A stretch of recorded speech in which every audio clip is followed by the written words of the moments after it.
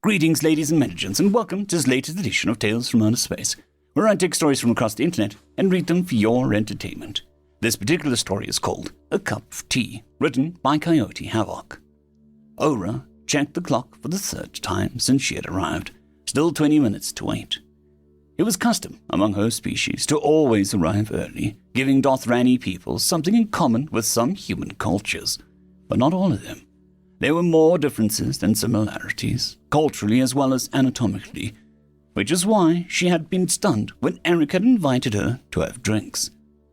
A few species that could almost pass for human, close enough to where differences were minor and completely unnoticeable with the right attire. That wasn't the case with Dothrani, however, where a hat could hide the spines on a Reku's head, or a loose blouse could cover a Vorthan's chest. Ura was covered in a soft sable fur from ear to claw. Her muscular build was also not suitable to wear most available clothing, and even the long black dress seemed to emphasize how burly and furry she was. Human women seemed to relish in teasing her, often referring to her as a bear or some other wild animal, which made her feel even more awkward. Their outfits were scandalous, seemingly designed to show off as much skin as possible, and they also seemed to delight in how embarrassed such clothes made her feel. There had been more than a few pranks at her expense, as well as name-calling like Fuzzy Wuzzy or Smokey, and a few human males participated in the jokes. She considered that Eric might be in on one of the woman's constant pranks, luring her to the spa only to humiliate her. She considered leaving. She had almost not come in the first place, and it wasn't like anyone would stop her from getting up from her stool and walking out. But what if Eric really did want to get to know her better, as he has said? First date? Ora was shocked back into reality, embarrassed by her quirky shriek. I didn't mean to startle you, the bartender said. It's just that you look so different, Ora asked. Pensive, the bartender corrected. I was going to suggest something to take the edge off. I can't consume alcohol, Ura commented. It's deadly to the Dothrani. We have more than alcohol here. Let me whip something up for you.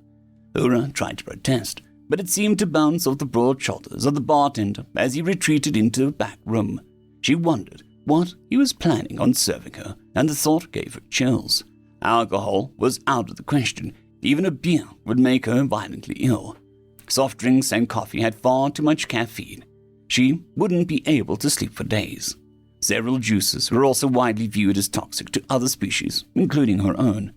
Citrus was a known allergen, and other various things that humans consumed were considered taboo, like milk. Ura sighed. Despite the uncertainty she had with humans, this one didn't seem to have it out for her.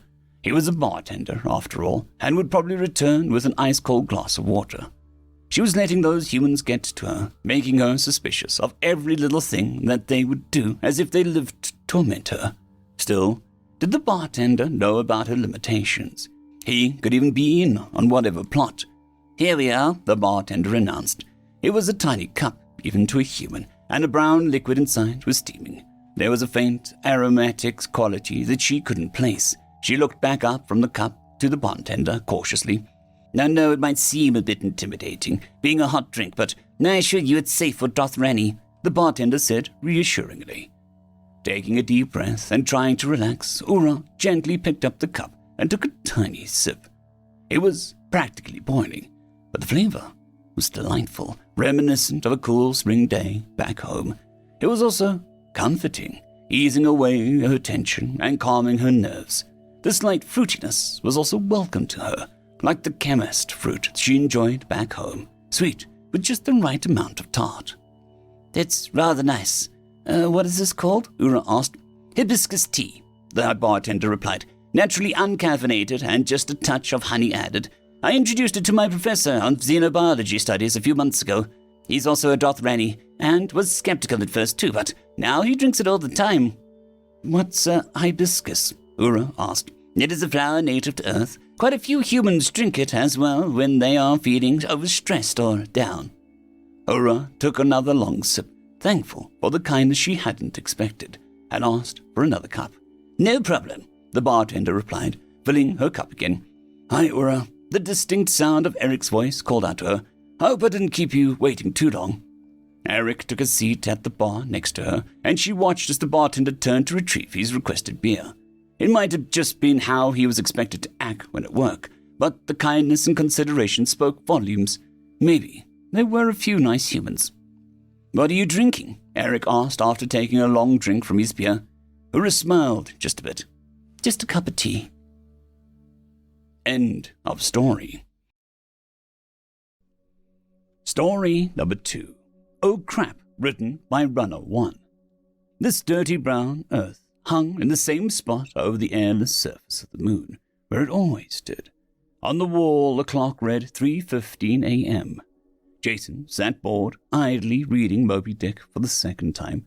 Sure, there were other real books on the moon, but none touched his heart like this ancient nautical tale. Oh, what he would give to stand for 5 minutes on the shore of the sea with the wind blowing in his face. But that could never be, for the earth was now nothing but a burned-out cinder. Long before Jason was born, the fire came. Thousands of nuclear weapons arced through the once blue-green cradle of mankind and burned the entire surface of the planet.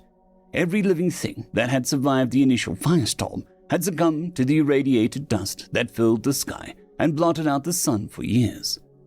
All the knowledge, all the history, all the art, all the achievements of mankind wiped from the cosmos in the twinkling of an eye. A race numbering in the billions, reduced to just about 1,800 people who were part of an experiment. Moon City Delta was to be man's greatest achievement, a fully self-sustained colony on the moon funded by multiple nations, built as proof of concept that mankind could extract everything needed for life from the lifeless, airless, inhospitable surface of the moon.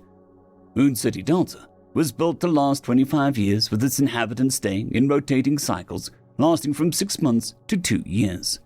No one on the moon even knew who fired first, not that it mattered. All the inhabitants of the moon Delta knew was that they no longer had a home to go back to. What had been intended as mankind's vanguard into the cosmos had become the last hope of humankind. That was some 150 years ago. No one now living on the moon had ever set foot on Earth. How could he miss something if he never had it? Yet Jason did. As he thumbed through the pages of the ancient manuscript, he dreamed of a sea while the chatter of the nighttime work shifts filled the room. Nighttime, a funny concept on the moon, for nights were 2 weeks long, but humans were born of Earth, a world of days and nights that were counted in hours, not weeks, and so Moon City Delta still followed a schedule of the long-dead world. Life on the moon was hard. In the first 5 years after the Day of Fire, Moon City Delta lost nearly a third of its population, many to suicide. But mankind was resilient. Mankind had persevered, and now there were nearly 3,000 humans inhabiting the once lifeless moon. Jason was lucky. His job was an easy one, as long as nothing went wrong. It was his job to monitor the night shift radio communications and respond if there was an emergency. As Jason sat reading and daydreaming about what would never be, an unfamiliar voice emanated from the long unused speaker. "Moon City Delta, come in." At first, he was confused. The voice had come from the other side of the room, separate from the normal chatter of nightly life. As he searched the room for a source of the sound, the voice repeated, "Moon City Delta, come in." This time, he spotted the source. Under a protective cover sat a long unused and forgotten transceiver. A transceiver he didn't even know existed. Lifting the protective cover, he swiped the dust away and noticed the label, Mission Control Backup Link. A third time, the voice sounded out, "Moon City Delta, come in." Reaching up, he pressed the transmit button. "Who is this? What are you doing on this frequency? Jim, is that you playing a trick?" Long seconds passed as he considered the possibilities. It could be someone playing a trick, but the only person he knew that would possibly play such a tasteless joke was his friend Jim. But Jim would surely be in bed at this hour. He hated night shift. There was no way he would be up at this hour. And besides, it sounded nothing like his friend's voice. Finally, the voice returned. This time, he was sure it was not his friend Jim, or anyone else he knew. "Oh, great fast-speaking tower, I have performed the rituals as set forth by the sacred manual. Let me speak to the sky spirit so I may learn of its wisdom. Suddenly, the realization hit him. His hand trembled as he lowered the protective cover back over the ancient transceiver. No crap was the only words out of his mouth. End of story. If you are interested in some new merch, there's some new merch store. Merching around. Maybe merch over there and merch it. I don't know. It's similar design to this, but a t-shirt. Yeah, anyways. Have fun.